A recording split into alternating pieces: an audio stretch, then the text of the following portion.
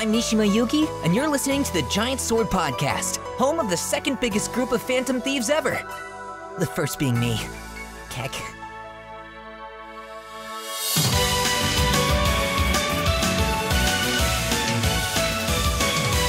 Hello, and welcome to this week's Giant Sword Podcast. I'm your party leader, Nick Lynn. Joining my party today is, of course, always Taylor. Hey. What's up, Taylor? Oh, you know, things.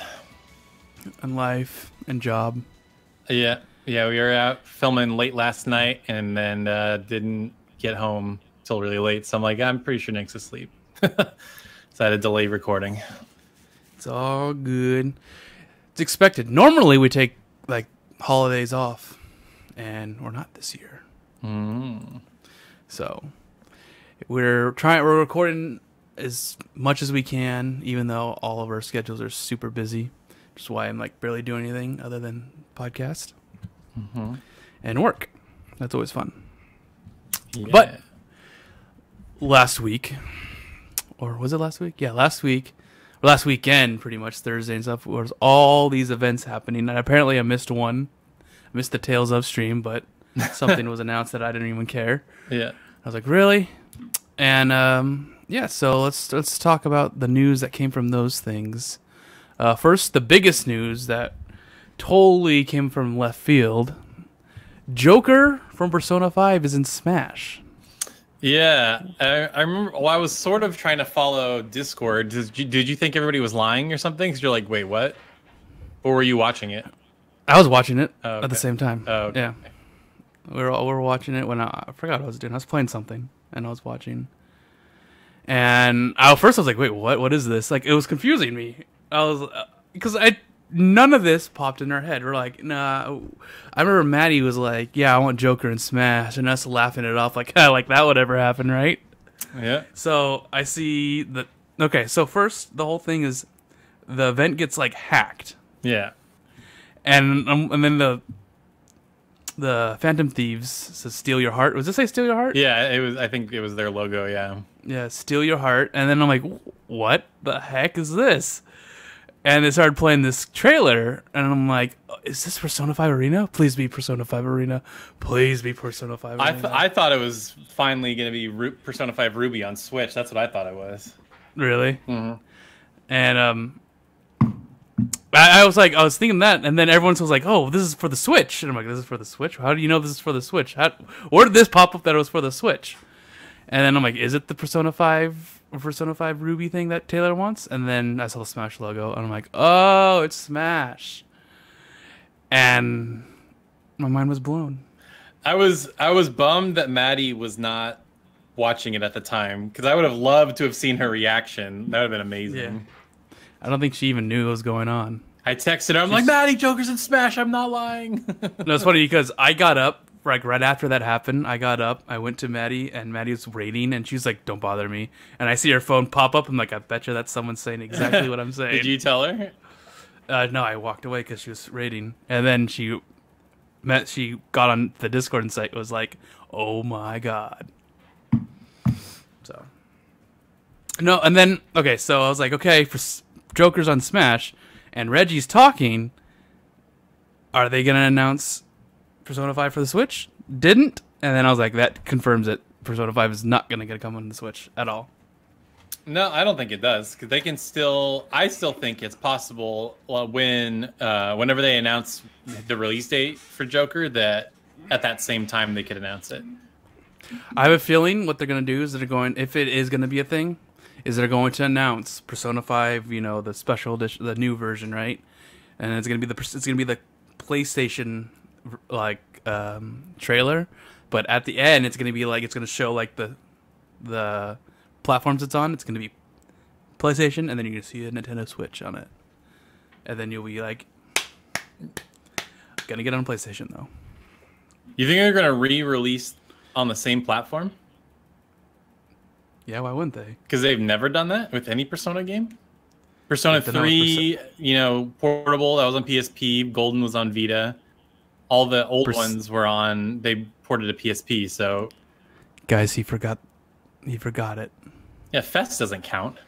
Fest is the new version. But portable had a whole new character, like the female playable characters. I know, but they had 2 editions. Of Nobody has the OG Persona 3. Everybody has FES. Okay, that's like so. Resident Evil Director's Cut. Nobody has the original. That's not true. Not true. I dare you to find Resident Evil 1, not the Director's Cut. That's like impossible to find. And it's still just as corny. Yeah. What exactly did they cut? I don't know. They probably rearranged the weapons and where the items are and stuff like that. I honestly don't remember. But I'm looking at Persona 3. You maybe see it's Fest though. That's the only I've never seen the original cover. Everybody always has the Fest version. But anyway, I would be shocked if they re-released it because they already did like an ultimate version, at least digitally with all the DLC and stuff, like all the costumes. So I would be shocked if they did like a Persona 5 Crimson or whatever the hell they call it, and it was also on PS4. That just seems, I don't know, seems weird. Or it's gonna be Persona 5 Crimson or Ruby or whatever, and it's gonna be a PS5 game. Maybe. Because I feel like if they did it, it would have to be next year because Persona 5.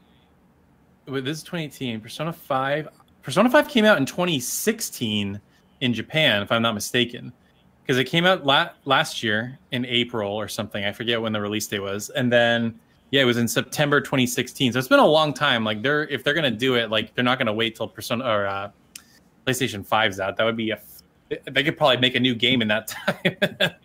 So what if they're not making one? I would be shocked. That would be dumb. Like, frankly, that would be stupid if they didn't make a Persona 6 because... No, not Persona 6. I'm saying, what if they don't make a new version? Oh, they just don't make a new... I mean, that's possible.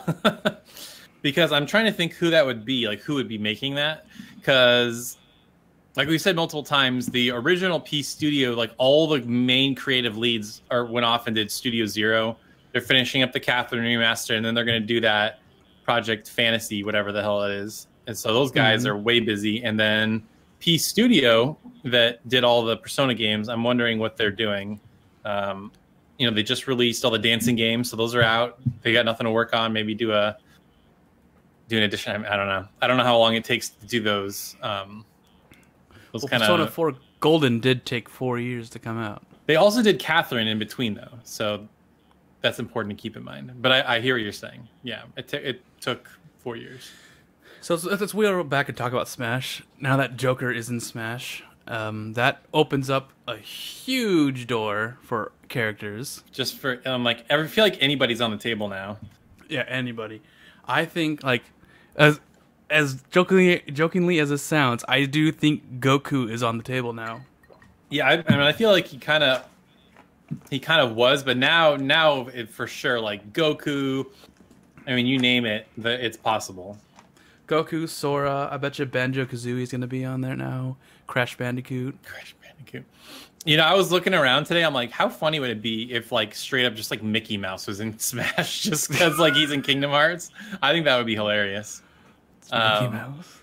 The one character that I am, like, shocked is not in Smash yet is Professor Layton. Because he had 7 games between Nintendo DS and 3DS.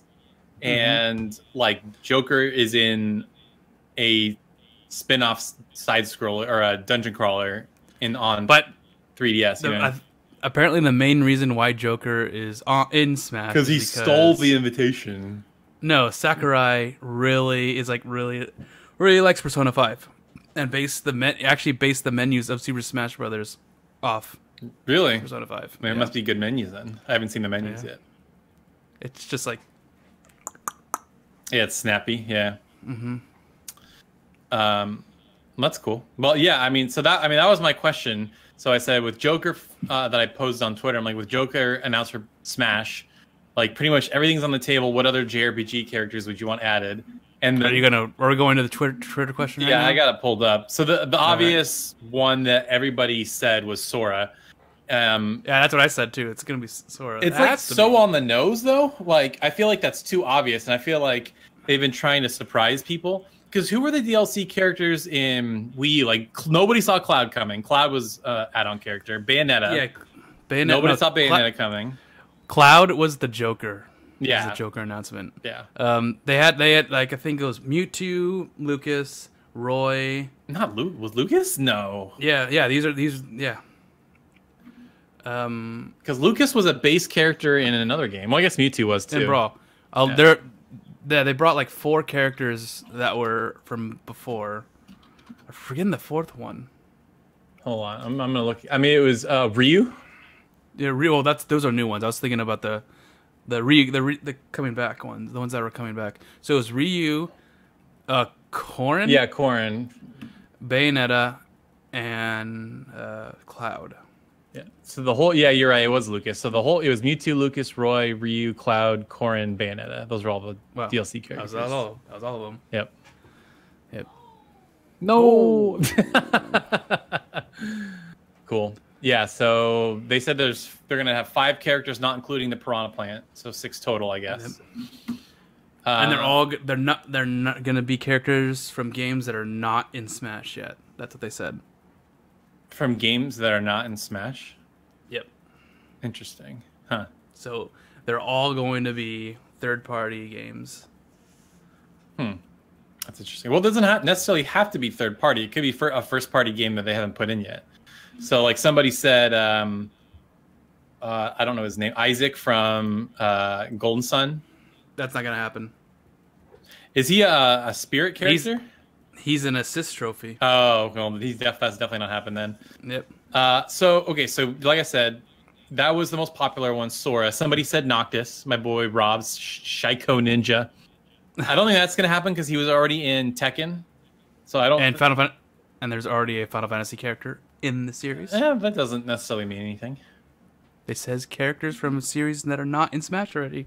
Well, Cloud is from 7 and Noctis is from 15. Oh, okay.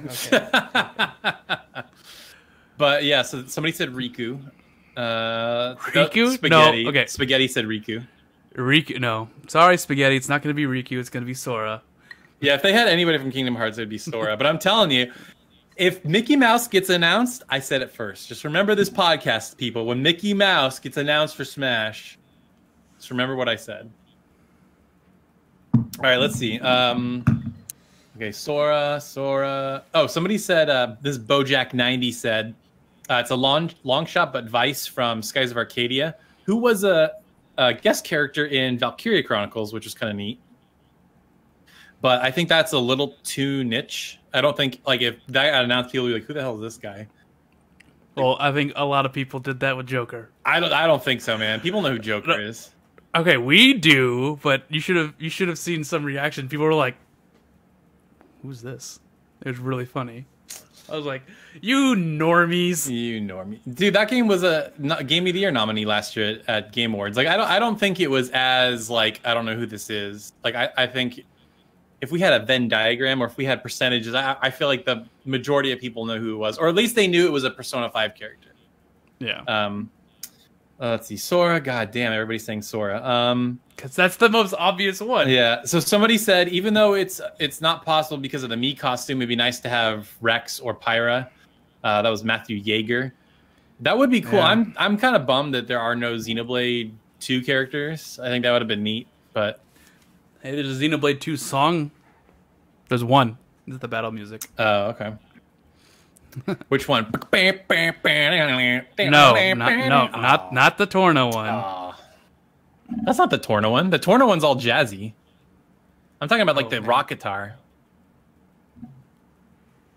You don't know which one I'm talking about?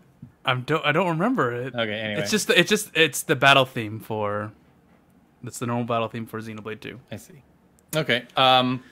So Sora. Jolly Ronin also said Sora. Well, he posted a bunch of GIFs. So he said he had Sora and Riku, and then he had Vincent from Final Fantasy VII. Then he had Sephiroth from Final Fantasy VII. And then he had 2B, who is also a character in Soul Calibur. So I don't think... I mean, that would be awesome, but it doesn't matter if they're on... it doesn't matter if they're in another game. It just... You could totally see... 2B... I mean, it could be. There's a chance. I mean, they had Bayonetta, so chance. anything's possible, They have Joker and Cloud. Anything is possible. J.K. Spencer said, Adol Kristen. Yeah, I was thinking like maybe they're gonna put a Falcom character in there. That's a chance. That you want to talk about people not knowing who that is? That I love. You know me. I love these. I love Falcom games, but that would be like that's almost about. That's like the floor of acceptable characers.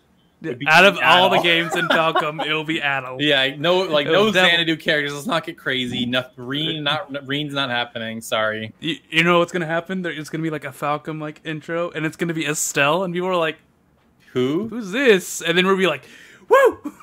We'll be all like cheering. All 5 of us. Yay! I don't know how to say. Okay, Cav Z Starburst said Chrono. There was actually a couple people that said Chrono from Chrono Trigger. That would be neat, guys. Yeah, it will be neat, but you just guys got to forget about Chrono Trigger. It's never gonna happen. It's never gonna happen. Nothing from Chrono Trigger is ever gonna happen, unless it's fan made. That would be neat. It's weird because they don't like. It's a very popular game, but Square Enix does like nothing with it, and I think it's because it's a licensing issue. That's what I've read as well. I remember hearing some of the guys on Easy Allies talk about that. I can't remember where the holdup is, whether it's Kira Toriyama and his art style, which is weird because he works on the Dragon Quest games. I don't know what the holdup is, but I've heard similar things. And then let's see, Armadillo Mon said Lodo from Dragon Quest 3 or Dante from Devil May Cry. That's a chance too. The real Dante, even though he's never been on a Nintendo platform. I just Dante because of Devil May Cry. Hype. I could totally see it being announced. It's kind of you kind of have to pick your character. It's gonna be like between Dante, 2B. What else characters are like action? Action. Yeah. Battle play. What else would be like? Nero. Another DMC character. I'm trying to think of other like. Yeah, high Kratos. Action game. Yeah, Kratos. Yeah, that's it. He's coming. Look out. You know who was this a Street Fighter character? Raiden. No, it wasn't Street Fighter. What? There was a fighting game that had Monster Hunter as a fighter. What game was that? Marvel Ultimate Alliance. That's what it was. Yeah, Marvel's. Oh, not Marvel Ultimate Alliance. Marvel vs. Capcom. I know what you meant. I could see them adding a Monster Hunter character, like Monster Hunter or whatever. Because they had Villager, that's like generic, so I could see them adding a Monster Hunter guy. Monster Hunter. Actually, it could be. They have Monster Hunter Ragnaros in there. Not Ragnaros. Rathalos. Rathalos. Yeah. Have WoW on the mind. Yeah, so these are the questions. Who would you actually want to see? So besides Sora, like everybody said Sora, like who else? I said Sora. I would love to see Goku. Okay. That would be awesome. Okay, having Goku would be my ultimate dream game. Because I have Cloud, Ryu. I have Joker now. Add the Doom guy, okay? I'm telling you, dude. I think the Doom guy's on the table. I think Doom Reign's on the table. He's been on Switch. I think it's possible. And one of his moves just shotguns Reeve in the face. That'd be amazing. No, that was PlayStation All Stars. I could see it, but not in Smash. It would be hilarious though. Max said Sub-Zero. Oh, because the new Mortal Kombat's coming to Smash. That would be awesome. I would do a Tales of character. Oh, you know what? I'm sorry, I did leave somebody out. Somebody did say Lloyd. So King Atticus said Lloyd Irving from Tales of Symphonia. K. Rool started as a Mii fighter costume, so I can dream. So was Lloyd a Mii costume character? I think he was, yeah. Oh wow. Okay. Well. Well, it pains me to say this, but if there is a Tales of character, it's going to be Lloyd. Yeah. We could get lucky and maybe be Yuri. Oh, that's a good point because the Vesperia remaster, yeah. Mm-hmm. They're really pushing that. This means nothing really, but they announced a Nendo at that Tales stream, so there's going to be a Yuri Nendo. So like, I think they're really trying to do something. Dude, what if the new Tales game's Tales of Vesperia 2? they will not announce a sequel as a Tales as a new mothership title. Dude, you don't know, man. That would be awful. Oh, I would love it because you'd be so mad. Yeah, that'd be dumb. It's like, no, that is not a mothership title. What does that mean? Mothership titles means their main series. So Tales of Xillia 2 is not a mothership title? It's not. Okay. No, it's not. Okay. Look at... So the Tales of Berseria is not a mothership title? No, it's not a sequel. It's its own thing. I was going to there. If they're going to do anything in the Vesperia universe, they could do like a far sequel and name it its whole new thing, or a far prequel. But there is okay.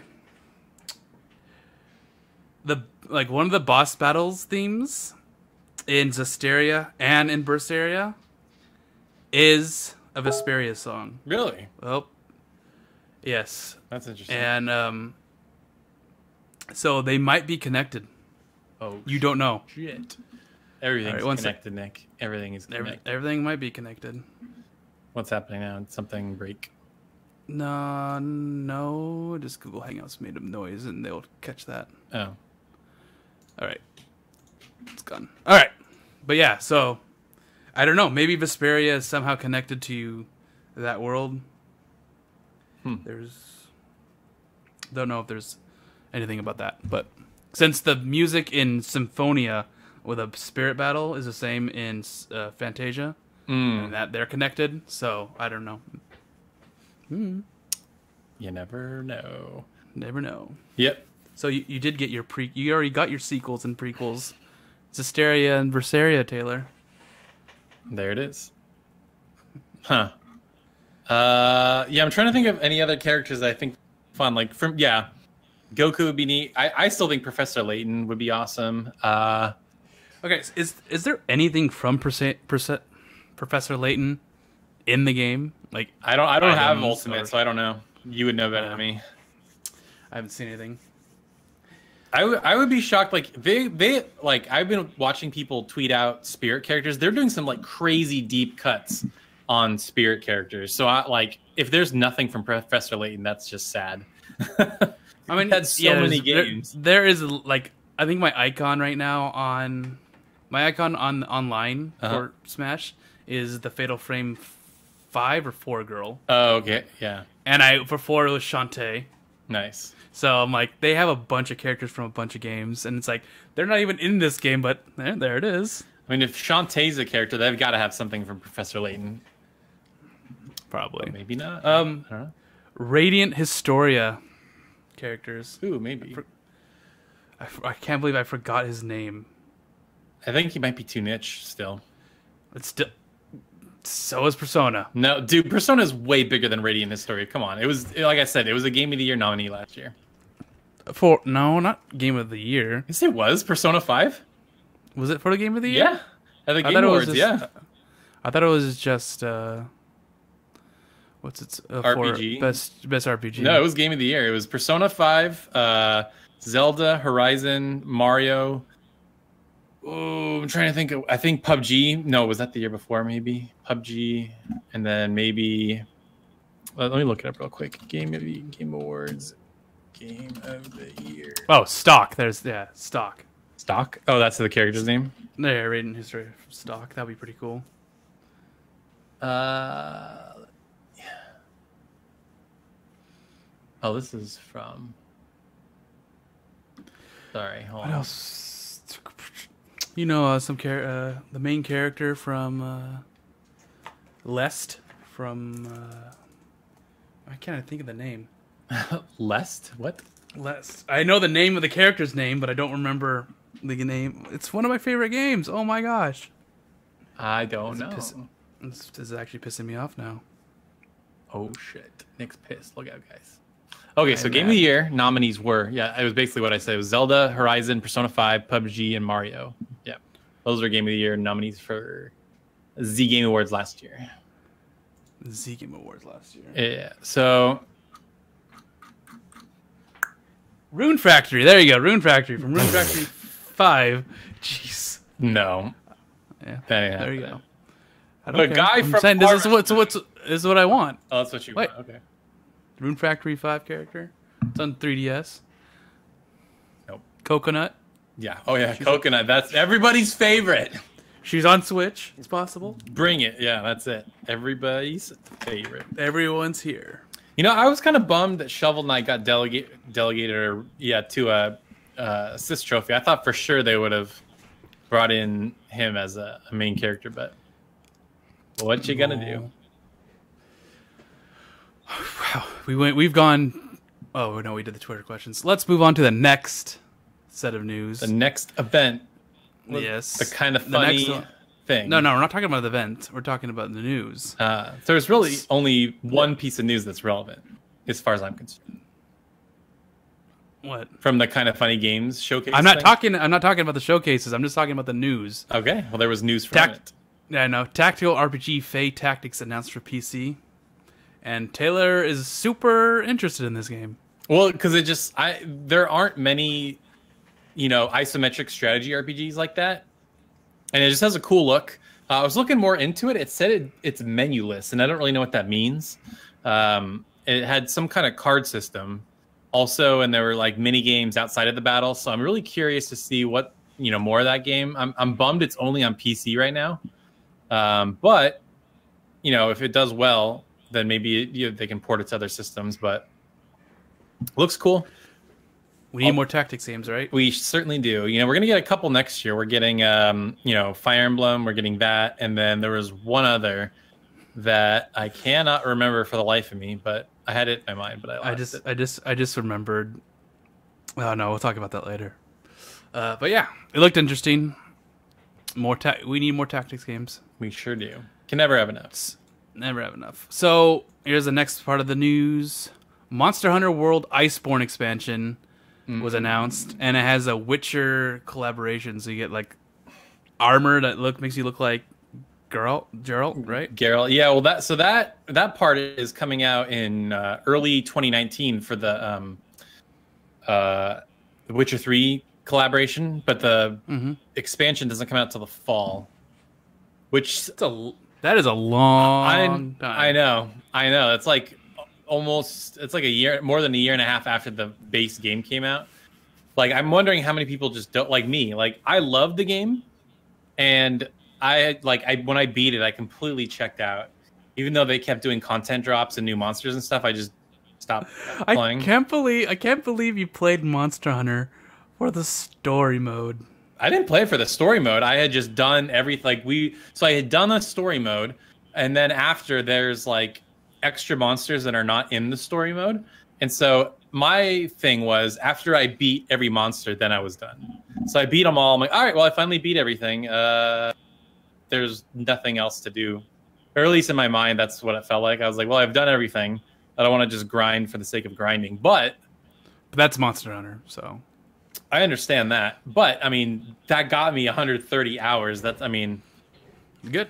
And but there's tons of new monsters now. There's probably tons of new gear. So the only time I will probably play is to get ready for the new one. So maybe next summer I'll get going, or me and Maddie have been talking about, like, when I visit, I'll play the PS4 in you guys' living room and just grind a little bit and get some level up some gear or whatever. But yeah, it looks cool. I'm curious to see how big it is, how much it costs, if I can truly get brought back in, or if it'll bring me back in enough to keep playing.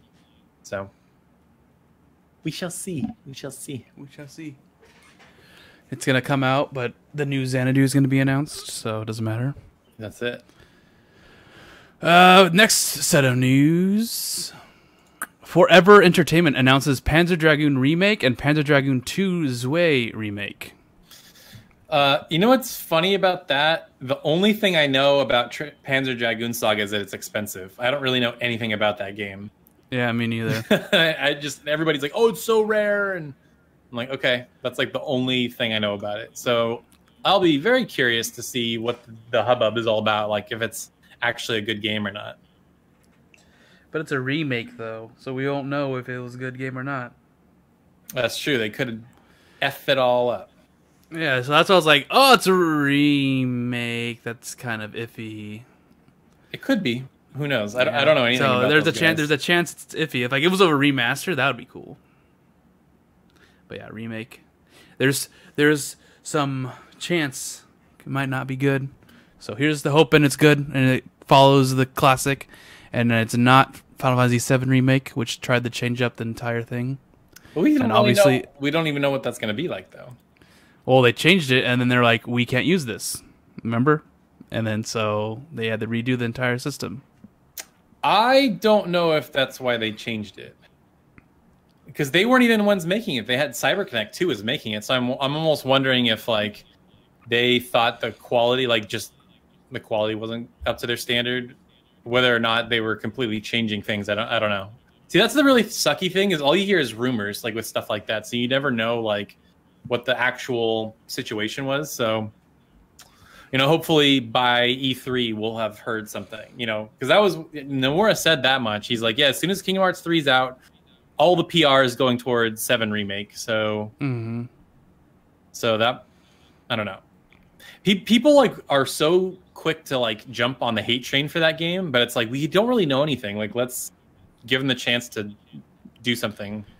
Man, I remember when they announced it, they exploded. It's like, oh, we're announcing, oh, here's a brand new trailer. Hey, look, it's gameplay. It's like, whoa, whoa, whoa. And then it just disappeared. Yeah, see that, I mean, that is cause for concern, because I'm wondering if because they were farming out to CyberConnect and they were just doing something they didn't like, or it was going slow. Like I'm so curious what happened, why they pulled it out from those guys. And honestly, like why they gave it to him in the first place, like no offense, like the Naruto games are fine, but like CyberConnect 2 is not a AAA studio, and like if you're gonna remake one of the most beloved games of all time, like do it internally. Yeah, do it in house. Like and now they are. Well, you know what the weird thing was? I thought they were just farming out like assets and stuff to them. I didn't know that they were making it, but apparently they were like doing everything. So to me, it's really weird that they gave them everything. So I don't know. I have a feeling that we're going to hear something at E3 or before E3 about 7 Remake. So. The day after Kingdom Hearts 3 is release. New trailer, release date, coming out in the fall. That would be hilarious. That would be amazing. That's not going to happen. Not going to happen. Probably a PS5 game at this point. I'm willing to accept that. That's a PS5 game. The best version's a PS5 game. Can you imagine that? A launch title for PS5? That would be like the best launch title ever. It's going to get censored, though, so it doesn't matter. Ah, yes, because all those sexy anime boob parts in Final Fantasy VII that are so beloved. Tifa? Tifa's not going to be wearing that cowboy outfit anymore. She's going to be wearing it, but there's going to be like a cloud just following her, and it's covering up her butt and her boobs, and you can't see them. Yeah, Cloud will constantly be just going like this the whole game. They're looking at the camera. It's like, that'd be I hilarious. could see it because it's Sony, and they're censoring everything, even their animes now. I don't understand why. It's so like the excuses that they give is so dumb. Like you know me, like I bought one of the Senran Kagura, but I'm not like out there buying like anime lewd games or whatever. But like their excuses, like, oh, we gotta like protect the children and stuff. It's like you have God of War where he's chopping people's body parts off. Like I feel like that's way more disturbing than a boob. Like come on. And there's actual nudity, if I'm not mistaken, in God of War. I think so. Than the new one. Yeah, I mean, there's always nudity in God of War, but they don't do like the stupid sex mini game. That's not what it is. It's like I think there's like harpies or something that have just like boobs hanging out. I could be wrong, but I know there's at least pretty heavy violence. So anyway, together, Sony. All right, so all this news. I mean, there's a lot more news that didn't really like hit us in the heart. Yeah. From the Game Awards, Kind of Funny Game Showcase, and Tales of Stream. How was in general, just all of them? How did you feel about these shows? I actually liked the Game Awards. Like I had nothing to. There weren't like any super cringy moments, which is good and bad because sometimes that makes for some hilarious moments. But they weren't as it was like there wasn't as many, but there are certainly cringy moments. Yeah, like Sonic Fox kind of going long and him talking about being a furry and whatever. That was a little cringy.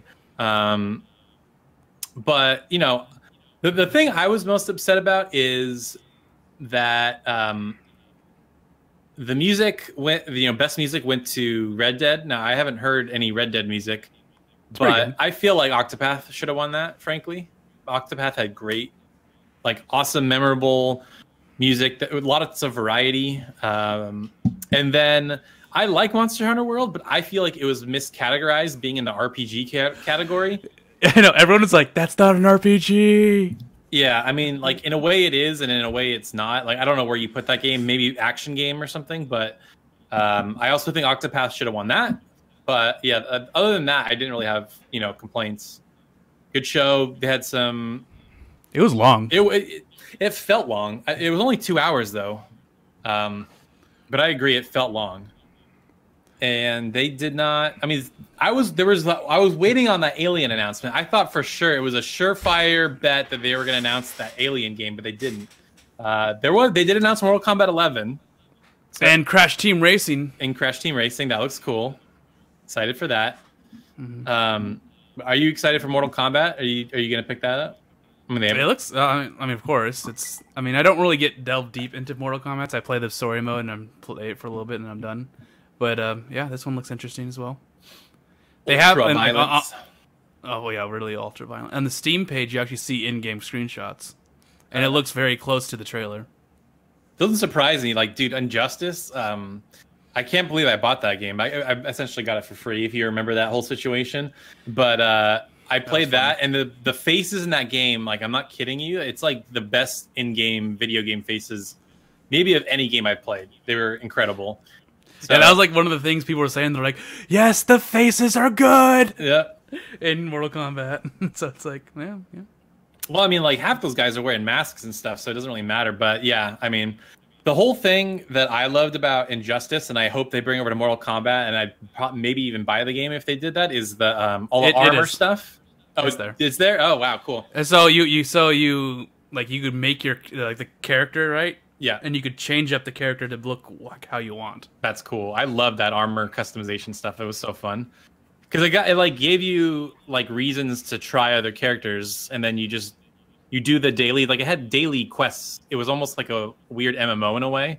It gave you like daily challenges. So that's all I would do. I would barely play online. I would just go in, do the daily challenges, change up the armor, see if I can make characters I play with look cool. Good story. So so pretty much everything you liked in Injustice 2 is probably going to go to the new Mortal Kombat. And they have sexier women's in Mortal Kombat, so...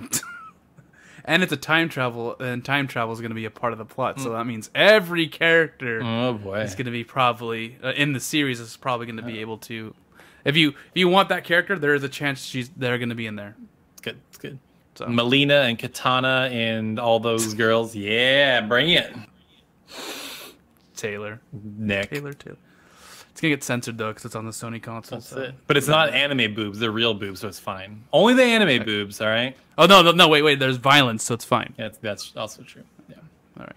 So, other than that, that's like Obsidian's game looked cool. It looks like an actual good Fallout. Oh yeah.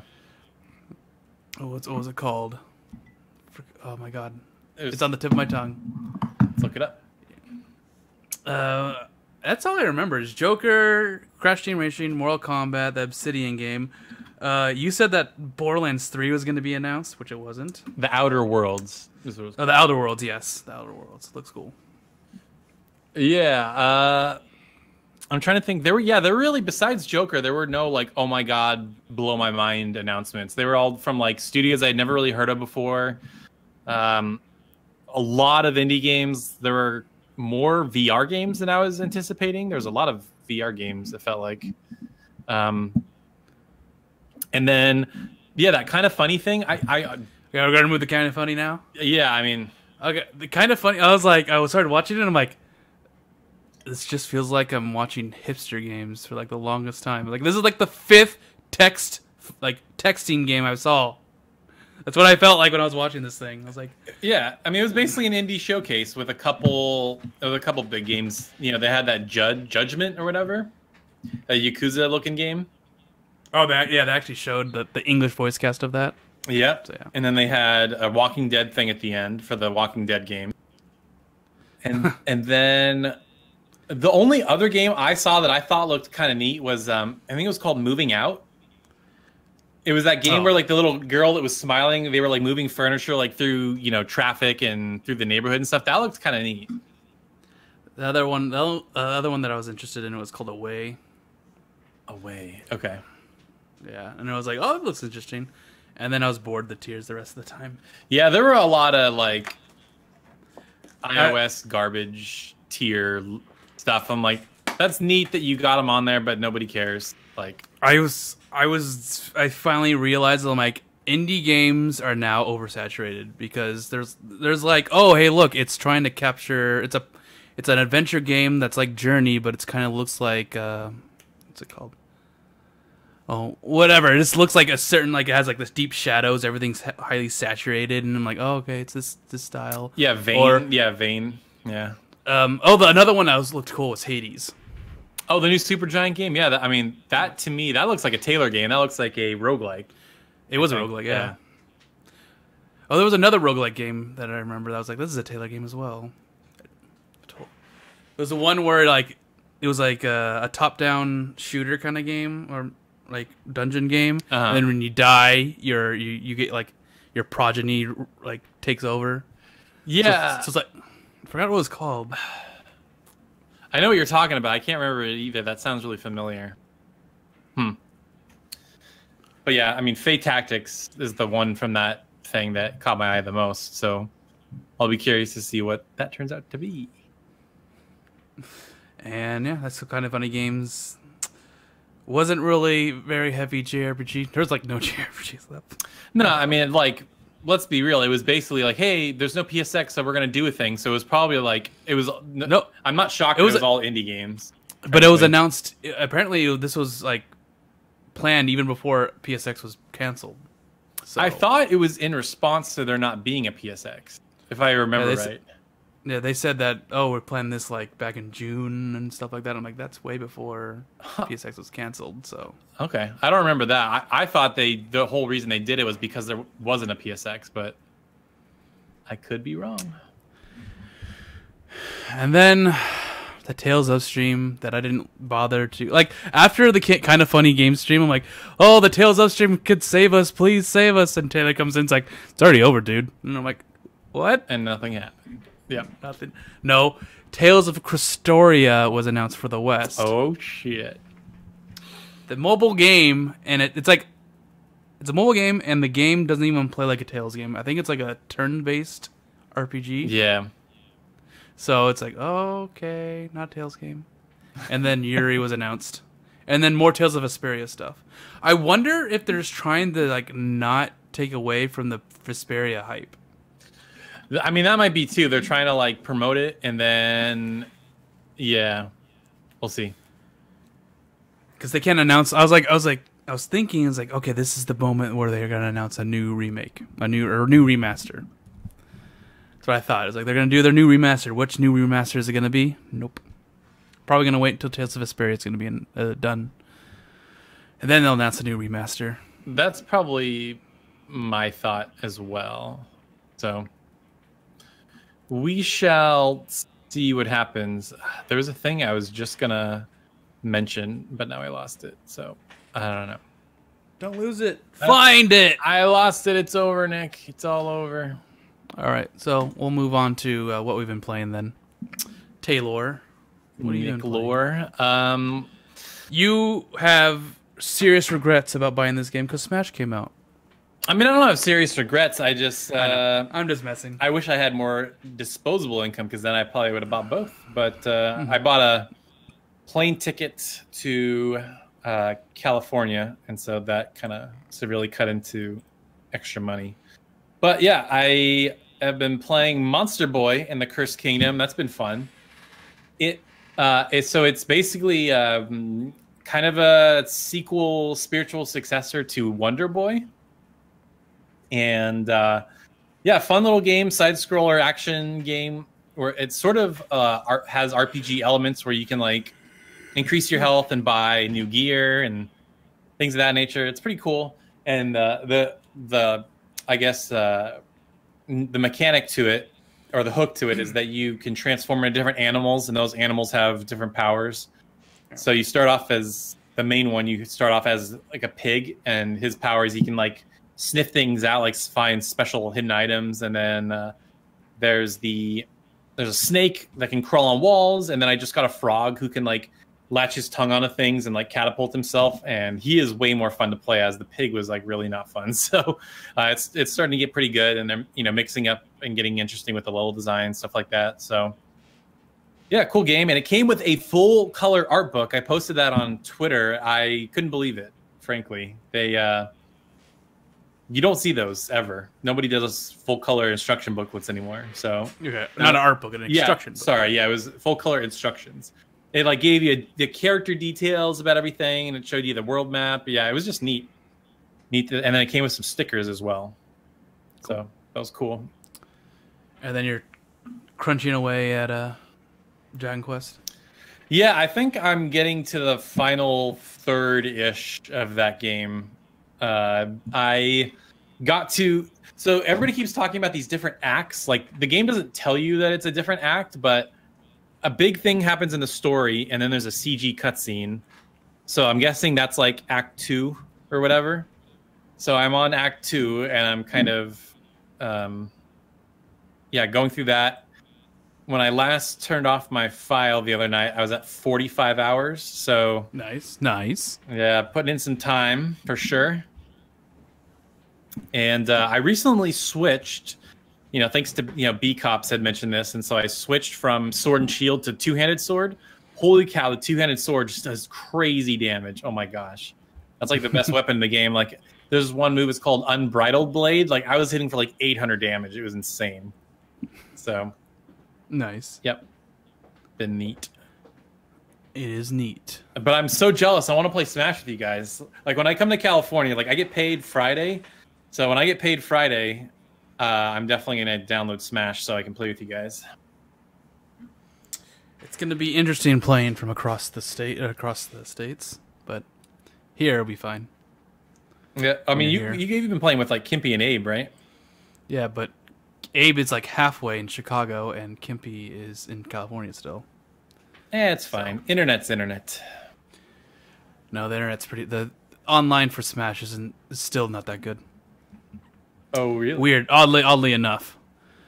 For me, I've actually been playing something. I started Atelier's Sophie. Oh, yeah, that's right. Yeah, what have you thought of that? Okay, so what I thought of it, I'm like, holy moly, this is actually... It totally is a budget title. Yeah, they are. They use a lot of the same animations. Mm-hmm. There's a lot of animations that they reuse. Yeah, it's not a big, crazy thing. Every character is adorable. Yep. It's really funny. I was like, okay, it's like every single one. The game's fun. The thing, I didn't know. Does the time move if you're standing still? It only moves when you do stuff, right? I believe so. Yeah. And you don't have to sleep. You have to sleep? I never sleep. Oh, you just keep going? I just keep going. Yeah. Oh, interesting, huh? So whenever I grab an item, it takes away a huge chunk of my time just from gathering stuff. And I'm like, whoa, I gathered like 4 things and my day's done. Huh. It was intense. But when I realized when I was playing this, I'm like, man, I just really want a new Rune Factory game. If this game just has like a huge budget, same idea, but just like you could do more things, and the time system is like typical Harvest Moon where you go to bed and then your time's going throughout the day. It would be a whole lot better. It would be an awesome series. So I have not played Sophie. Now what is the structure? Because Verona was very structured. It was like you have your Atelier, and then it's like, hey, I need 5 bombs by next Tuesday. So you go out, find the ingredients, make the bombs, turn it in, and then you get a reward, and then you do the next thing. It was very structured. But I've heard Sophie is a little bit more open. It's super open, all right? So you have this book, the book that talks. It's not a spoiler. Happens at the beginning of the game. I believe that's even the subtitle, the mysterious book or something like that, right? Yeah, something like that. And so you get a book, and she lost all her memories First, she tells you, it's like, Sophie wants to become a very good, like, the greatest alchemist ever, right? Mm-hmm. But she doesn't know how.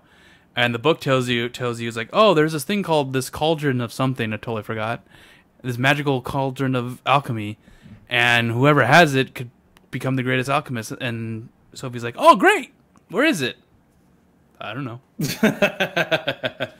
I lost my memories. I don't know what to do. Okay. And so the whole game is to do things that makes her makes the book get her memories back. So you look. Okay. So you have to like talk to people or walk around the town and find like certain areas that gives Sophie ideas to do alchemy. Because if you do alchemy, it opens up it gives her new recipes and then the book gets more memories back. Interesting. Okay. So and then doing like quests around the town also allows you to get her memories back. So that's all it is. That's all. You just go town, do alchemy, do quests, go look around, gather materials to do the alchemy, to do the quests, and then you gain memories. That's all I've gone through right now. It's the only thing that's there. So I don't know if there's more yet. I'm only on like day like 12, 13, or 14. But what do you think about it though? The game's really fun. I mean, it's super basic and it's fun just to go around, do your thing. The battle system's very, very simple, but it's fun to do. I was expecting it to be even more simpler, but it had like the trails of like turn-based bar on the side and everything. This is interesting. I wonder what the next Lalua. Yeah. I wonder how that's going to be. Something I've noticed is they slightly tweak each game. So like Rona was very structured. Toturi was a little less structured. Maruru was a little less structured. It just kept getting way less structured. And then with Sophie, I think they just threw it all out the window like, F it, it's open. And then Fierce, the one that came after Sophie, I believe is also pretty open. So I am curious. I'm with you. I'm curious if maybe they'll go way back and make it like really structured like the Arlen games. Mm-hmm. So that's I want to. It's hard to play games right now. That's like it's a story structured kind of games. Cause I've been playing like just like Overwatch and HOTS and stuff like that. Cause it's easy to. I have like 30 minutes. I can play like a match. So 30 minutes, play the match, and then go to do my work I have to do. But I can't wait to get to the point where I could finally relax and just play an RPG for like hours. That would be nice. I know. I totally hear you. I've been the same way, like with because like my days now have been work after work, go do YouTube videos, and then that's it. And I'm like, my whole goal was I wanted to get caught up to where I could do that and kind of just play games. Because with next year or early next year, it's going to be insane. Well, also, you're not going to be doing YouTube videos when you're here. So are you trying to get a backlog going before you come here? Is that why you keep working? So I was talking to Maddie. I might actually work on stuff while I'm there. My plan is next week I'm doing like actual work. Like there's some other side things I can do while I'm here. And then I have to go film a couple things. And then the week after, like Christmas week, I want to actually work on things if Maddie lets me use her laptop. So that I am kind of planning on that. But I do want to work on a couple things before I leave. So I do have a little bit of leeway, but who knows? Our episode 100 is coming up, and I want to do something special while you're here. So we could film it and do something funny and have it play during our episode 11 or 100. Sure. So we got to plan that out. We also need to get Connor's butt over here if he's in town. Yeah, I know. I messaged him to hang out the other day, and he didn't answer. So I don't know. Well, Dallas's wedding is this week, so he'll definitely be in town for that. So I'm wondering. I'm going to see him Friday probably, so I'll talk to him. I'll see if I can't get him. Okay. Good. All right. So that's all I've been playing. You haven't been playing Smash? Oh no, I haven't been playing Smash, but I'm playing Smash. That's all I could say. Really? Well, what do you think? Is it better Smash Brothers? It's 4? fun. Is it the same as 4? A little faster, a little slower? It's faster. People do more damage. Okay. I like playing my old characters, Wolf. Nice. So, my old character, Wolf. And I'm learning... and Incineroar seems fun. He's like a grappler character, right? Yeah, kind of. But he seems fun. Playing against like the new big characters, it feels like they're super overpowered. Because they just do so much damage and do really dumb things. But we just don't know how to counter them yet. And how to play against them. So, I know they're not really overpowered. But it just feels that way. Like King K. Rool is just ridiculous. Yeah. Yeah. And then Ridley's pretty annoying as well, but we'll learn. Yep. Kimpy's annoying Peach. Oh boy. I gotta get in the game. I gotta get good. Gotta get my Inklings. Gotta get Lucina going. Mr. Game I'll tell you Watch. That. Inkling's fun. I like playing Inkling. They feel really fun to play. Like they're very smooth movement and everything like that. Nice. Don't play against Kimpy because he'll just make you hate the game. Oh, okay. You're like good at fighting games. I'm shocked you haven't been able to beat him yet. I beat him sometimes. Just random. I have to be in the zone. But it's fun. I mean, it's just... I know you, and you'll get frustrated. So it's like, play him a couple times and then take a break. When you're here, you'll play him. There you go. Oh, yeah, for sure. Yeah. That is the plan. All right. So, it is finally time for a verdict. 2 weeks ago, we talked about anime. All right? We talked about anime because I remember you kept asking this question. It's like, why does everyone like Shirobako? It's such a boring anime. And I've come to the conclusion that you're crazy. Because Shirobako is actually a really good anime. Oh, man. I couldn't stand it, dude. Holy cow. It was so boring.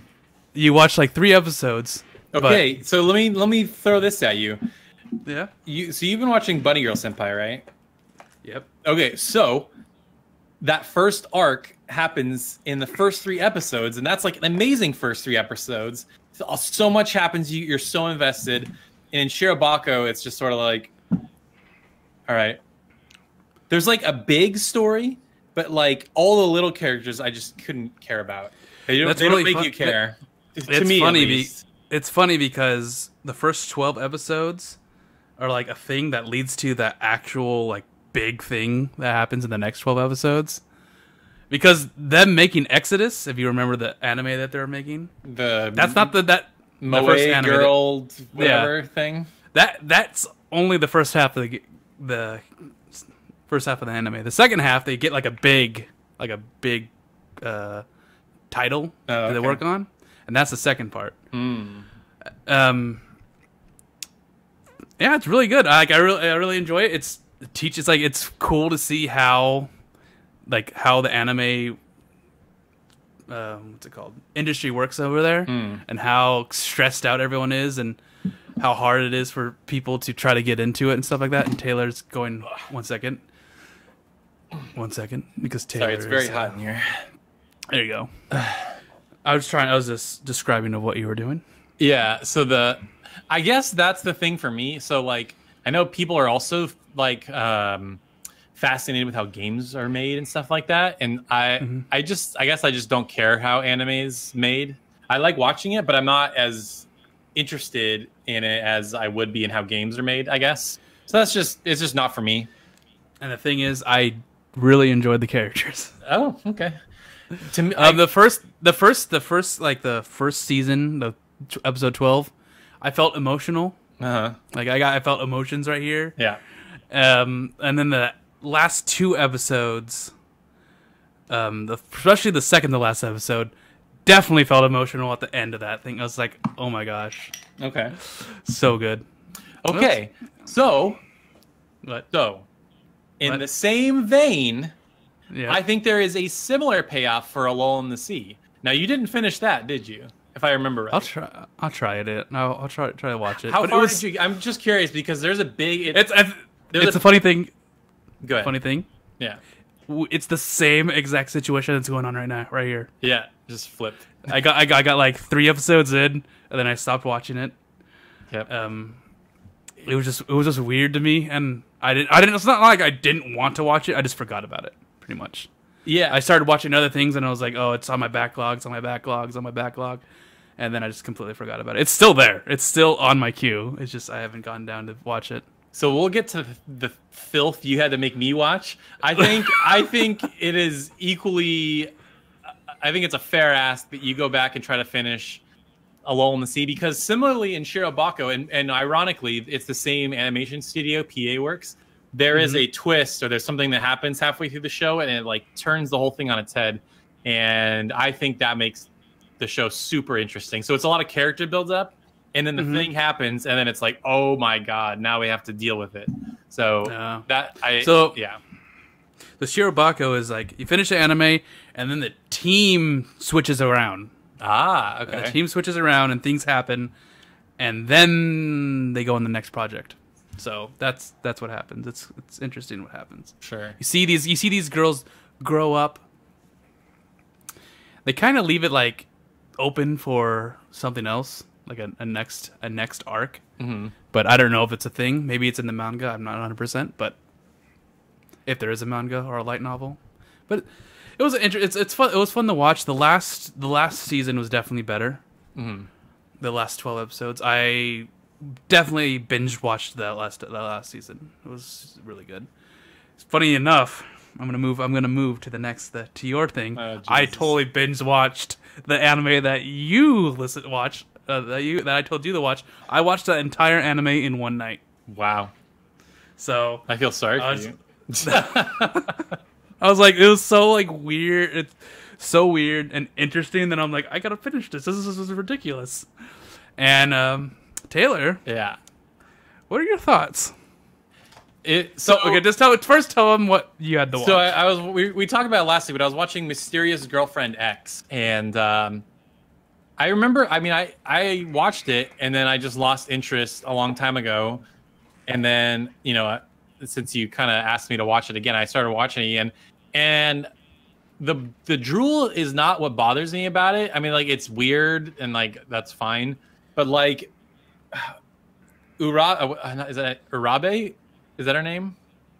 The main girl? Yeah, the mysterious girlfriend. She's just such like a cock-teased bitch. Like, he like wants to hug her, and she's like, don't hug me, I'll cut you with my panty scissors.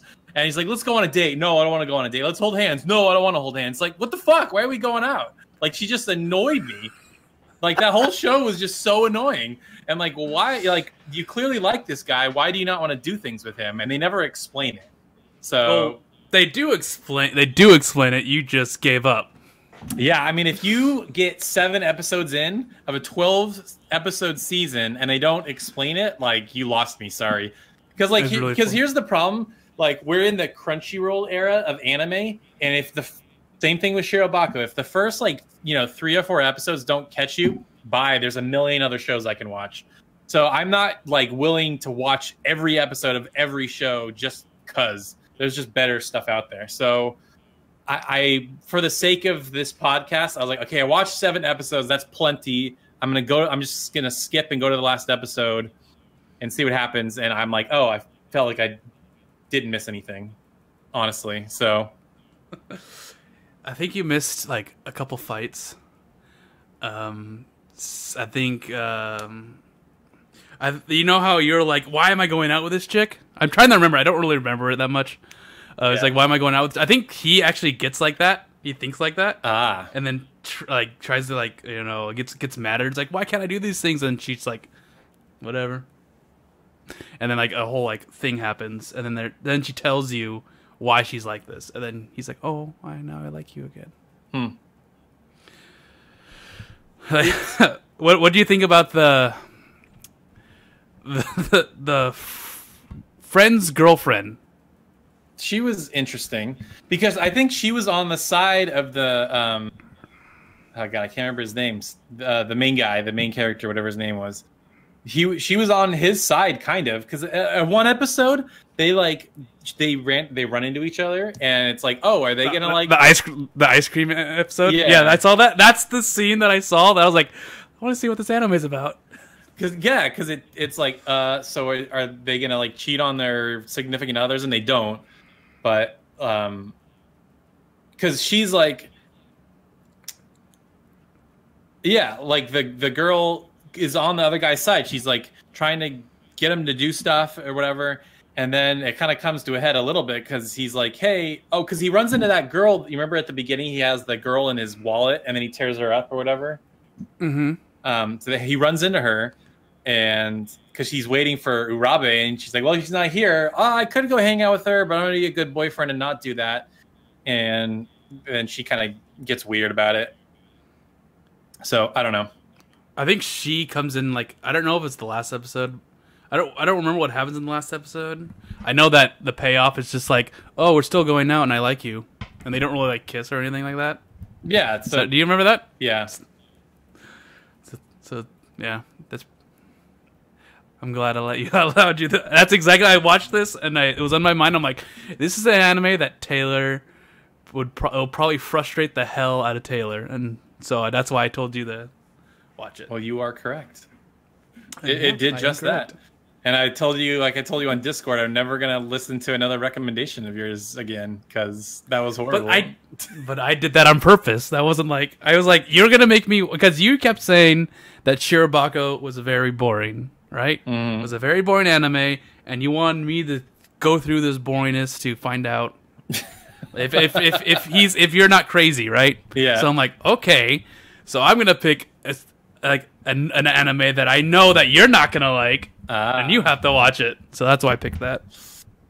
Yeah. Okay. Oh, so I'm looking back on my Crunchyroll queue. So the last episode, Urabe runs into the sister, Tsubaki's sister, and she's talking about like, oh, we dated, but then nothing happened or whatever. If you remember that, they're like hanging out at the coffee shop. Is that bringing back memories? Oh, and then they, I don't want to say this because that's a big spoiler, but then they go somewhere. That makes sense. Mm-hmm. To visit a person, kind of. Yeah. Yep. Yeah. I'm trying to remember. Because, okay, so the drool thing is like you could feel their emotions, right? That was the whole drool thing, right? Yeah. You could feel their feelings. So, she, the sister, I know something has to do with her drool. I think it was the brother, though. The brother taste her drool? No, what happened? I know people are like going to listen to this. It's like, what the hell are they talking? It's like, this is weird. This is why it's weird, right? That's why this anime is super weird. Yeah. What happens there again? So what happens is the sister, she's dating a guy, and the guy takes a picture of her while she's sleeping, and there's drool everywhere. And so he kept that picture or something. That's the picture he kept. And then she's like, oh, I wonder if that boy still has that picture or whatever. So that's kind of what that was about.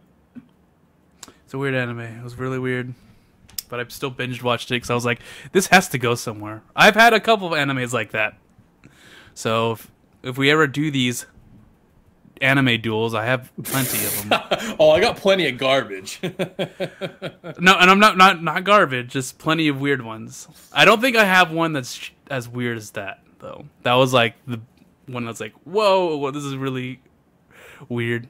Did you ever get awkward? Did you ever get like feel awkward about it while watching it? I mean, after the first couple episodes, it's like, okay, that's just what this show is. So it got unawkward pretty quick, but yeah, the first couple were like, this is so weird. Yeah. Yeah, but now I'm curious. I'm genuinely curious. I mean, we can do another duel if you want, if that's what we. But yeah, I would say, I mean, I think Alone in the Sea is 24 episodes, so I don't know if that's fair. Yeah, it's another Shirobako thing. Yeah, you don't have to watch all of it by next week, but like, see if you can get to the twist or whatever, and then see if it hooks you at least by then. And then if there's something else you want me to watch, I'm looking at my queue right now. I'm gonna see. But you've watched like a bunch that I've watched. Yeah, I feel like I probably watched more than you have. Yeah. Have you watched Orimo? Oh yeah. Okay, you've watched. I watched it multiple times, and the OVA. Yeah. Holy shit, that OVA. Okay, I've never watched that. You've never seen the? Oh, dude, you have to watch the OVA. It's insane, dude. It's insane. They took it off. They had it on Crunchyroll, and then they took it off. Really? Yes, I'm sure you can. If you dig, you can find it. But holy shit, that OVA is insane. Oh, there is 13 episodes of Mysterious Girlfriend X. There is, yeah, 13. Yeah. So I skipped the 13th one. All right, so the 13th one is the one where that's the 13th one is when she's talking to the sister. Yeah, that's what I said. Yeah, they meet at Okay. the cafe and they're talking about, when the sister was dating and whatever. I like this episode 12 synopsis. Tsubaki can't forget seeing Urabi naked. Every time he sees her, he wants to hug her. A hug without permission causes Urabi to unleash her panty scissors, but this time she makes a mistake. Oh shit! Tsubaki is pretending to be Hayaka's boyfriend at her school, and also at the festival is Ino and Aka. That one is funny. It was like a duel between those two girls, or Urabe and the. Okay, I gotta find one that you haven't watched. Have you watched Witchcraft Works? Witchcraft Works. No Game, No Life. I've watched No Game, No Life. I haven't watched Witchcraft Works. I remember Smash said that was a good one. No, I said that in Smash. It's interesting. Okay. No Game. You watched No Game, No Life. Yeah, that's the one with the really crazy like color art style, right? It's like blue and pink and stuff. Yeah. It's very interesting. It's a very interesting anime. Too bad that we're not going to get a second season because it just ends on a cliffhanger. Yeah, that was the one where it was like a isekai, right? They go to another world and they're like the best gamers and they're just destroying everybody. They were the best. They're the best gamers in the normal world, and so a god that owns this world that's based off games brings them to do something, which we never get to do because the show just doesn't end. Oops, the show just ends. I mean, the manga's continuing, but other than that, yeah, I have nothing. Okay, I have one that I have not seen yet. All right. It's just, I saw the title, I'm like, this is going to be trash. And I put it on my queue just because I know it's going to be trash. Okay. It's called A Sister's All You Need. That's airing this season, right? I don't know. I think it is. It was aired last year. A Sister's All You Need. Okay. It aired last year. I have never seen this, so if you want to watch that, it could be cringy, could be not cringy. I'm not sure. All right, hold on. Let me pull it up. Wait, what? Due to licensing limitations, it's not available? No, that can't be right. Oh, I think I started watching this. I got 2 episodes in. It shows on my queue, but I never finished it. So I want to see if I can find a synopsis. So the synopsis for the show. Okay. Every day is full of fun, but something is missing. My life would be amazing if I only had a little sister. Why don't I have a little sister? Hold on, this thing got okay.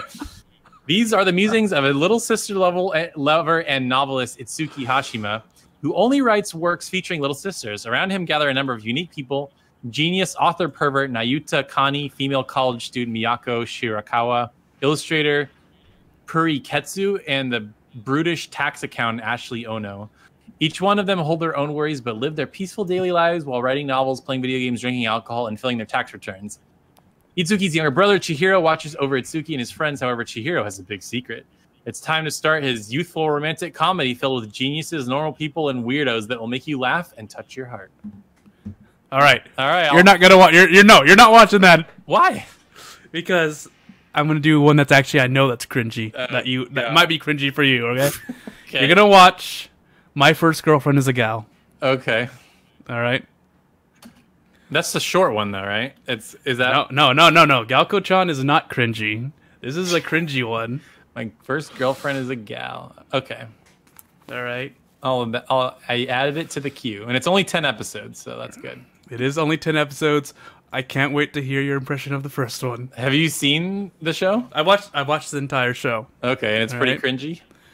It could get awkward. Okay. I mean, I'm used to awkwardness, but I want to know. I think it would be awkward for you. I'm not 100%. So that's why I'm choosing it. And you know how Craftium loves gals?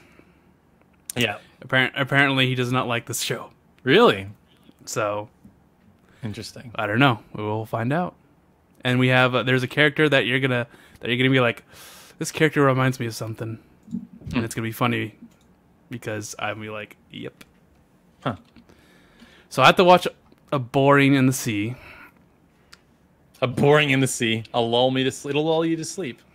Wait, no, that's right here. Nagi no Asakura. Yeah. All right. I got to episode 5. 5. Okay. Got to get to 12. Gotta get the 12. I mean, I still think it's all character setup. I still think there are some interesting things that happen, but again, it's a lot of character setup. And Okay, then I'll get the 12. or whatever. You'll know when the thing happens. You'll know. Trust me. I don't know what episode that is, but get to that episode. I'll try to get to 12 by next week. Okay. All right. Which is gonna be our Game of the Year episode. Oh, next week? Yeah. Oh shit. All right. But first, we're gonna do some questions. All right. Spaghetti, what is your what is your favorite anime you've seen this year? I was actually trying to prepare for this. I kind of forget what came out this year. Well, I don't know. I don't think I've watched anything that. Oh wait, no, I have. Duh, I'm an idiot. We're all idiots. It's Bunny Senpai. I mean, well, I was thinking that. So it was Bunny Senpai. It was My Hero Season 3, which I still haven't finished. Oh, it was My Hero. My Hero Season 3 is good. Bunny Senpai. I've watched Zombieland Saga. Zombieland Saga. There was Attack on Titan Season 3 was this year. I didn't particularly love it. I didn't watch it. It's fine. It's not as crazy as the other episodes or the other seasons. Well, we thought Season 2 was the same thing. Season 1 was just like really good. Well, it was just so unexpected, and just like so many surprises kept popping up. So, okay, I'm going through my Crunchyroll history. I'm trying to see if there was something that came up that I forgot about or was just so long ago. Okay, so I stopped watching anime. Okay, I'll say one. The first half of Darling in the Franxx. Because after... Oh yeah, I forgot. You were watching that, and then you stopped. Because everybody's like, dude, the second half is total trash. It's awful. Don't watch it. So I watched the first half, and I'm like, oh, that ended nice. And then I looked up what happened. I was like, holy shit, what happened to this show? So I am glad I didn't watch it, but the first half of Darling in the Franxx is awesome. So I encourage people to watch the first 12 episodes and then just stop. Was Recovery of a MMO Junkie this year too? I think it was. Wait, Takagi-san was this year as well. Oh, that's a cute show. I like that one. So his question specifically says your favorite show that you watched this year, not your favorite one that came out this year. Yeah, favorite anime that I watched this year. I believe I watched Haikyuu for the first time this year, and that's like one of my all-time favorite anime now. I love Haikyuu. I don't know how into sports anime you are, but I think I really resonated with Haikyuu because it really reminded me of playing football at Kings back in the day, and that's like one of my favorite memories. So that one really kind of hit me in the feels. So I watched Shoreline in April this year again for the 20th time. It's such a good show. I don't know. Everybody's people. Shows hit people in different ways, so I love watching that show. Even though I know what happens and I know like everything about that show, it's fun to watch. Nice. Me. I think there was a season of Food Wars that came out this year that was pretty good. I'm trying to figure out what I watched. I stopped watching anime for like the first half of the year. And then I came back like crazy hard at like now. Gamers this year or was that last year? That was last year. Okay. Gamers was last year. Interview with Monster Girls was last year. Yep. March Comes in Like a Lion I watched this year. That was a good one. That's a really long anime, by the way. Yeah, that's what I've heard. It's at 44. It ends like the anime's over, but its story doesn't seem like it's over. So interesting. It was very good, very good. I don't know. Actually, I have no idea if you would like it. It seems like it's like it might be a little slow for you. But I enjoy the character and I enjoy the story. It's about shogi. Is that what it's called? Oh yeah. Yeah. Cool. And I love the.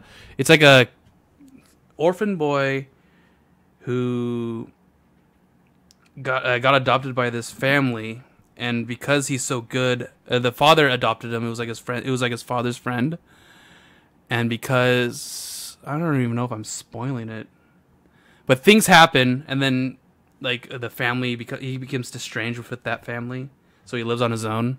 Huh. Okay. But then he finds like another family, and they're like three sisters, and they're like the cutest things in the world.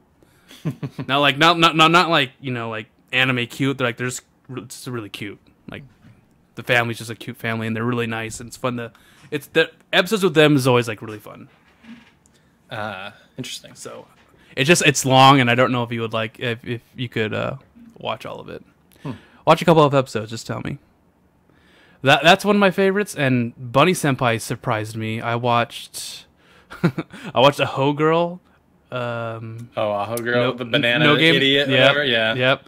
No Game No Life. I watched Comic Girls. Today. Seikeno, How to Raise a Boy and Girlfriend is one of my tops this year. That came out a while back, but I watched it this year, and it's really I really like it. It's silly. It's like it's weird because most of the characters are typical tropey anime characters. Yeah. Like there's the tsundere, there's a senpai that's super seductive and super sexy, but she's very quiet. Yeah. And then there's Kano, which is like she's nothing. And then how she messes with these characters is just so funny. Interesting. I watched Myself Yourself. That went somewhere. You should watch Rascal. You should watch School Days next. I heard they're very similar. Zombieland Saga and Rascal Does Not Dream of Bunny Senpai Girl. Bunny Girl Senpai. But that's really good. That's like one of my favorites too. So it's Rascal Does Not Dream, Sekino, How to Raise a Boy and Girlfriend, and then not Convenience Store Boyfriends.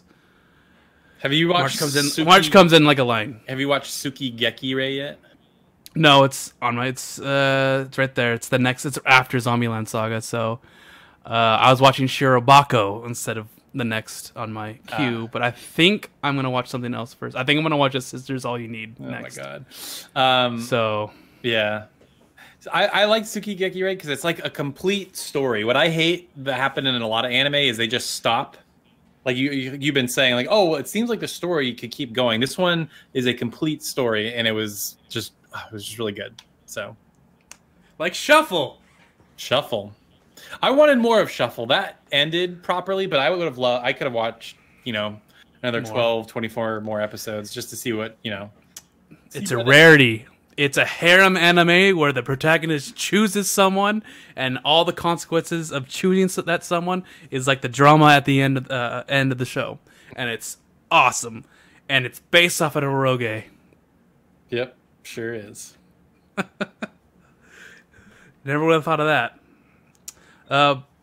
Brian B. Cops asks, Nick has been known to be very vocal in his disliking of Symphonia. As I'm currently playing through it, I can see your negative criticisms or what some people have said about it, but it still feels it deserves a better shake. Sure, it has its cheesy moments, but aren't all Tales games? Otherwise, I'm enjoying it, especially the combat once I got a hang of it. Although I'm sure you mentioned it before, hundreds of times, what would you say your biggest negative about the title, and do you think you'd ever give it another Brian, shot? why? Why did you make Nick talk about Tales of Symphonia again? Oh my god. Okay, I'm going to do the short version of this, Taylor, okay? Everybody talked about it on game trailers. The end. That's the end. Not just game trailers. I was a Tales of Destiny 2, or Tales of Eternia fan. I wanted to talk about Tales games, and everyone only talked about Tales of Symphonia and didn't know anything else about the series. Yep. And then I played all the other Tales of Fantasia and all that stuff. And then when I got to Tales of Symphonia, I played it and I realized it's just a lot of story beats are based on Tales of Fantasia. And I'm like, oh, okay. Yeah. That's cool. I mean, I got really far in the game. I never beat it, but I got really far in it. Will I ever get it another shot? Probably. I'll probably play it again. So you know how we've been talking behind the scenes, and Spaghetti has mentioned this, how we should make clips. Here's what you need to do. You need to clip this part out. So anytime anybody ever says, why don't you like Tales of Symphonia, you just be like, here's the link. Watch this. All right. So nobody has to ever ask that question again. I feel like we've talked about this like 10 times. So that is the main reason. It's a lot of people hype it up and talk about it only, and I like all the other Tales games, and no one ever talked about it, and it really annoyed me. And I play up my hate for Symphonia because it's fun to do, because it surprises people. Yep. Because whenever it's like, oh, Tales of Symphonia is is the best, I go, no, it's the worst one ever made. I hate it. Oh, Nick the Contrarian. Yep. So it's like I say Tales of Symphonia. I truthfully, Tales of Symphonia is like my least favorite Tales game. All right. Yeah, that's the truth. That's funny. But I'm not like, oh, the game sucks. It's so awful. You can't play. It's the worst one ever. So yeah, in my list, it is the worst one. Got it. Next question from Shia MS. Was your impression of JRPGs always good, or did it take a while for you to warm up to them? Conversely, how did your first JRPG feel? Was it a classic nostalgic, this is the greatest, most eye-opening thing ever kind of deal, or was it something less common than that? I think yours was the eye-opening one. Yeah. I honestly, so it wasn't that I had to warm up to them, I just didn't know they existed. Like, so I feel like this is my Symphonia story, but like my buddy Josh, he was the big gamer in our circle of friends. Like, he got the PlayStation before anybody else. I remember going over to his house and playing Battle Arena, Toshinden, and I'm like, wow, 3D, this looks amazing and all crazy. And then Final Fantasy VII came out, and at first I was like, this looks so stupid. They have like block hands. I don't understand. And then he got to the second disc. He's like, why don't you just borrow disc 1 and you could try it for yourself? And I was like, oh, this is interesting. Because everything I had played had been like a Mario game or like a sports game where it was very structured. But for it to be like this story where you can like go and explore, I just never really played a game like that. So you had the warm up to it. I mean, in a way, I didn't know about him. Like, I had a Super Nintendo, but I didn't play any of those games. Like, those games are completely off my radar. So, yeah, I mean, but as soon as I played Final Fantasy VII, that was it. Like, blew my mind. I just wanted anything. I just couldn't get enough of it. I wanted more. And I'm still like, give me more JRPGs. Please. Can keep getting better. So let me make sure I answered all those questions. How did it feel? It felt good. Was it the classic? This is the greatest in my most eye-opening thing ever. Yes, it was. And Final Fantasy VII after that was my favorite game for a long time, up until Persona 4, when I played Persona 4 for the first time in 2010. So yes, nothing quite topped that nostalgic first JRPG for me. So my first JRPG was playing the demo disc of Final Fantasy VII. That actually was the first time. I didn't think it was a JRPG. I played it and I enjoyed it, and that was it. Didn't think of anything of it. I saw Taylor playing Final Fantasy VII, so I watched Taylor do that. I didn't think about it, and I was a young kid. I played MechWarrior, and that's all I cared about. Mm-hmm. Taylor can contest to this. Oh yeah, I was a MechWarrior fiend. I still am a MechWarrior fiend. I think the first one I really got into, shocker, is Tales of Destiny. My brother got it for his birthday from Taylor. Did it? Was it for me? I guess I know I got him Grandia, but I didn't know I also got Tales. You got him Tales of Destiny, okay. And I remember at that time, I think that was before Final Fantasy Tactics. Maybe I don't remember. Yeah, trying to remember. Final Fantasy Tactics might have beat Tales of Destiny, like of me playing it first. What? You keep talking. I'm gonna look it up. So, what I remember is Tales of Destiny, and I remember Final Fantasy Tactics. And those were the two that I played. And Tales of Destiny, like, at first, it was just like, oh, a game I got to play with my brother because of the channeling ring. Ah, yeah. So I played with my brother, and I watched my brother play it, and then I played it for myself. And what really made it for me was that all my two best friends, Connor and Travis, all played Tales of Destiny. And we would always go to each other's houses and play this game. We played an RPG together, which was like, who thinks of that, right? And we would always play it, and we got really into it. And then I remember we had the PSN with all the walkthrough and stuff like that, and we would try to do all the cool secret stuff. And that was just like all those memories just go into this game. And that's why I like it so much. It's a really good game. It's like super good. It was Tales of Destiny and Final Fantasy VII. I think that's when they came out near the same time. You looked it up. Is that true? So according to Wikipedia, Tales of Destiny came out January. Nope. Here we go. September 30th in 1998 in the West, and then Final Fantasy Tactics came out January 28th in 1998. So yeah, it came out a good 9 months before Destiny. All right, so we played Tactics before then. We did. What did Final Fantasy VII come out? It was 1997, right? I believe that was November 1997. Positive. Because I remember the demo disc had a demo of Final Fantasy VII, and then it had like a trailer of Final Fantasy Tactics. Oh, I'm wrong. Okay, so it came out September 7th, 1997 in America. Yeah. So those are the two that I played. I really enjoyed them. It's just it's a fun game. Lots of good memories. Final Fantasy Tactics, the same exact thing. But Tales of Destiny was more personal to me. Tactics has the same thing, except because I played with my brother, Taylor, Connor, and all of us played it together, and I remember to this day, every time Taylor came over or Connor came over, we would play Tactics. Even when he was in high school, he would still bring it over and we would play Tactics. Oh yeah, it was ridiculous. Well, that was I think what was so fun about Tactics is everybody had their own strategy or their own team makeup. Because a lot of these RPGs, it's just pick your party, but with Tactics, you could get really granular. And I think that's what we really liked about it is you could really customize it however you wanted. But it wasn't, I always think of gaming in two phases for me. There was when we were kids, and then between end of high school, college, I didn't really play them as much. But then when I came back from Korea, I went back and beat all those games because I had never beat Final Fantasy Tactics at the time, in the release window. I got really far and then I got stuck. But then going back and doing all these crazy combinations, knights with 2 swords, and for me it was that, and then monks with armor. I always had both of those. But I love that. And Connor, he gets all crazy. He has every secret. He knows everything.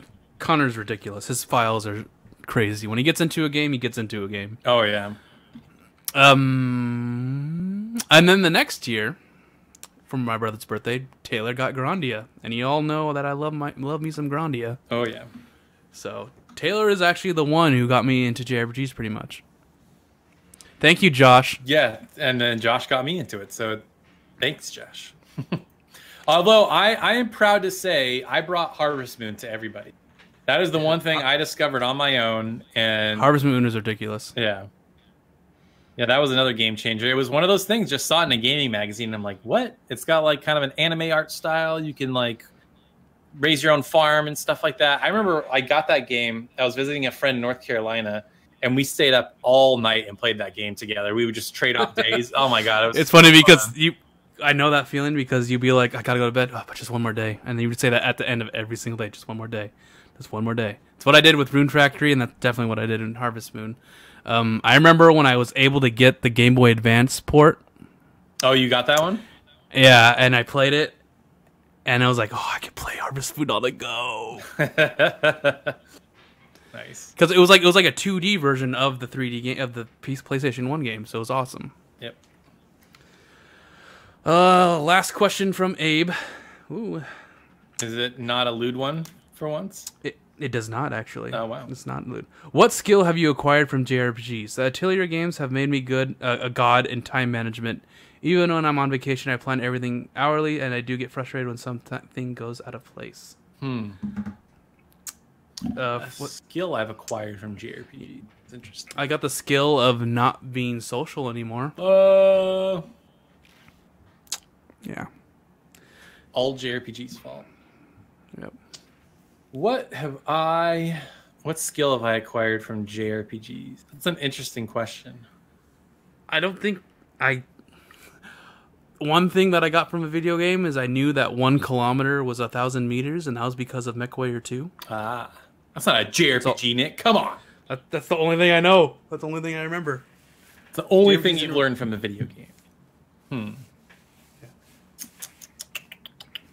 I think patience. I guess I have the skill of patience. Yeah, maybe patience. Planning, because I play a lot of the strategy RPGs, so maybe like being strategic, planning.